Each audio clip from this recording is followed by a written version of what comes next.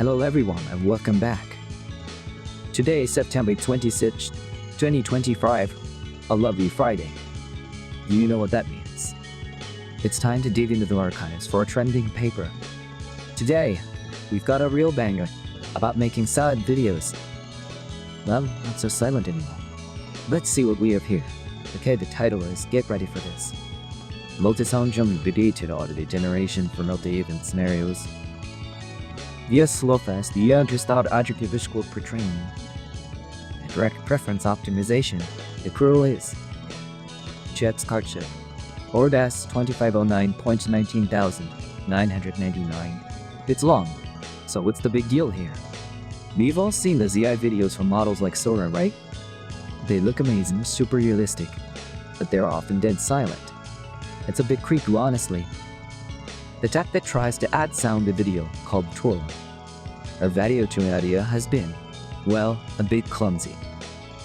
It works okay if it's just one thing happening, like a single person talking, but in the real world videos are messy. Think about a movie chase scene. You've got cars screeching, people shouting, music swelling, maybe a helicopter buzzing overhead. That's what this paper calls a multi-event scenario. Currently, I just can't handle it.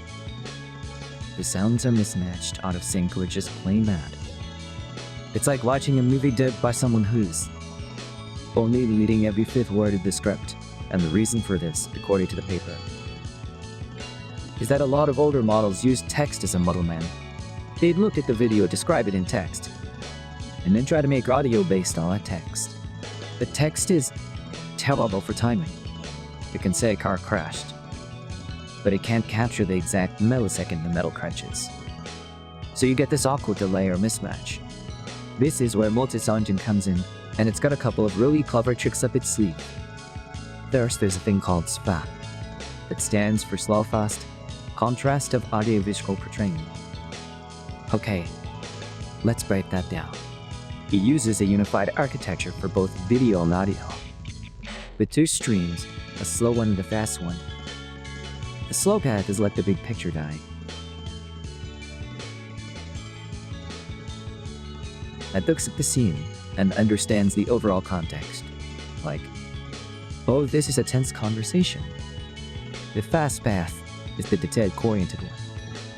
It's watching for super quick changes, like the exact moment a glass shatters on the floor. By combining these two, the AI gets a much richer understanding of both what's happening when exactly when it's happening. Then comes the second trick, and this one is my favorite.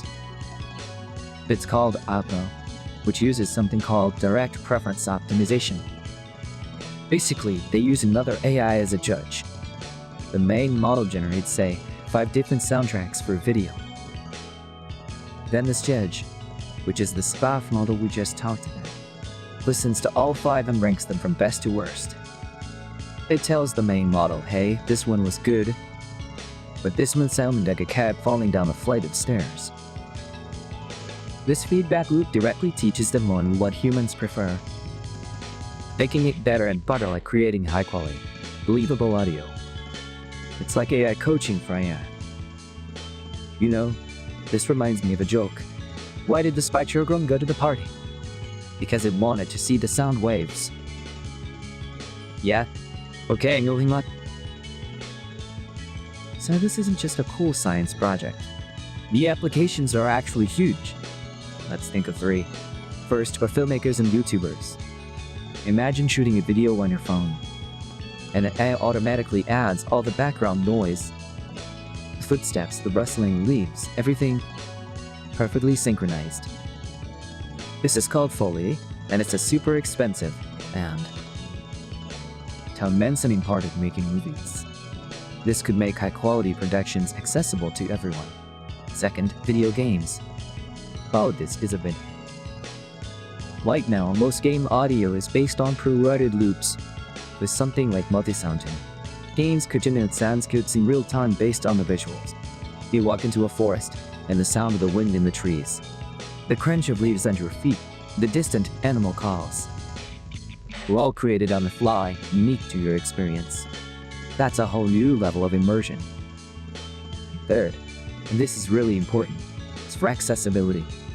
For someone who is visually impaired, this technology could translate a silent video into a rich soundscape. It could sonify the events on screen, conveying the environment through audio alone. Imagine a security camera feed that could generate a sound for a person walking by or door opening. That's incredible. And does it work? Oh yeah, it works. The paper shows that MultiSoundGen is the new state-of-the-art. Beats all the other models in this complex multi-event scenes. Based on, like the 10.3% improvement in one metric, and a 5.3% jump in temporal synchronization, which basically means the sounds are not only better, but they're also timed much more precisely. No more bad dubbing. So there you have it, MultiSoundGen. A really smart way to solve a tricky problem, and a peek into a future where our digital worlds sound as rich and dynamic as they look. Super cool stuff. Alright, that's all for today. Thanks for tuning in. And I'll catch you on the next one.